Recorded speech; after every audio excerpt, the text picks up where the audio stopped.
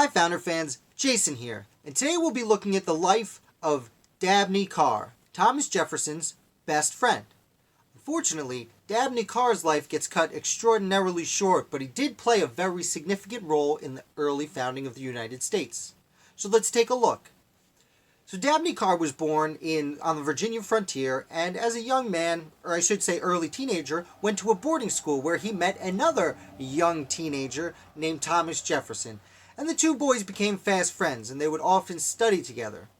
They actually would ride up to a hill about 2 miles from Jefferson's boyhood home, and they found a spot they loved, and they'd bring their books, they'd ride up on their horses, they'd spend the day, and they actually made an agreement that whoever died first, the other person would bury them on that very hill. And they hoped to both be buried there and spend eternity together, because they were such close friends. So as they grew up, they both went to the College of William and Mary, and they both studied law, and they both were elected to the House of Burgesses as young men, which, if you're not familiar, was the lower house of the Virginia Colonial Assembly. Additionally, Dabney Carr married a young woman named Martha Jefferson, and this Martha Jefferson happened to be the sister of Thomas Jefferson. So these two best friends were now brothers-in-law. So sweet, I know. Anyway, as things get a little heated with Great Britain, and both of these men are now in the House of Burgesses, Dabney Carr, in March of 1773, was the one who rose to the floor and recommended that Virginia establish a committee of correspondence.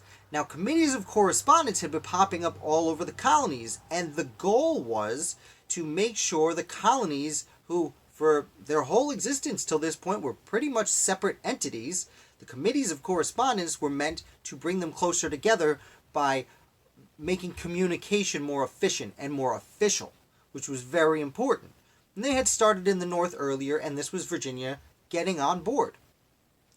And Dabney Carr made the motion, and it passed. And this was very significant because once the government shut down, it was the committees of correspondence, along with committees of safety and committees of inspection, that actually became the de facto government of the colonies during the intermediate period between the colonial or royal governors shutting down the government and the Declaration of Independence creating new states that then created their own government. Depending on the colony, there was a, let's say, 2 to 6 year gap between the two. So Dabney Carr put Virginia on the path to being able to declare independence 3 years later. And this initial committee of correspondence consisted of Dabney Carr, Thomas Jefferson, Francis Lightfoot Lee, Richard Henry Lee, and Patrick Henry. Now, most of those names you'll recognize, and even if you don't know Francis Lightfoot Lee, he was one of the Lee brothers, and Jefferson, Richard Henry Lee, and Francis Lightfoot Lee would all go on to sign the Declaration of Independence. Richard Henry Lee would not, because he was busy becoming the first governor of Virginia when we signed the Declaration of Independence, and Dabney Carr would not, because sadly, 2 months after his important motion, he got a fever and passed away. And he was still just about 30 years old. It was extremely sad for everyone, especially Thomas Jefferson. Now, I will note that committees of correspondence were a big stepping stone for most people in the colonies to move up to what would later become founding fathers or founding parents of the United States. So Dabney Carr, had he not died, he may very well have been more of a, if not a household name like George Washington, more of a revolutionary fan name like Richard Henry Lee. So Jefferson honored his word, and he went to this hillside that the two gentlemen had always admired, and he did bury him there. And the hill itself became Monticello, which is now famously Thomas Jefferson's home, and where he built his home.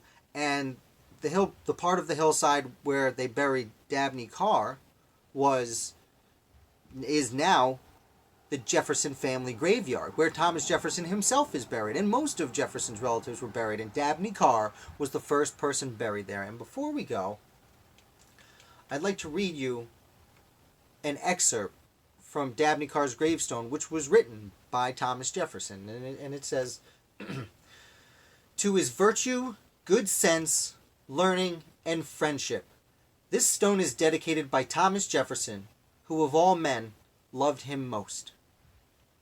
So that's the life story, the unfortunately brief life story of Dabney Carr.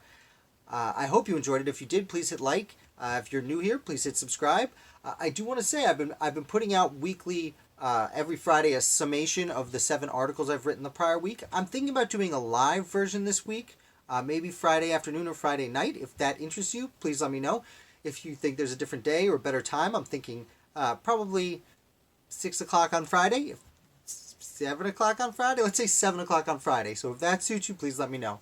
I am going to go for now. Thank you so much for watching, and I will see you tomorrow.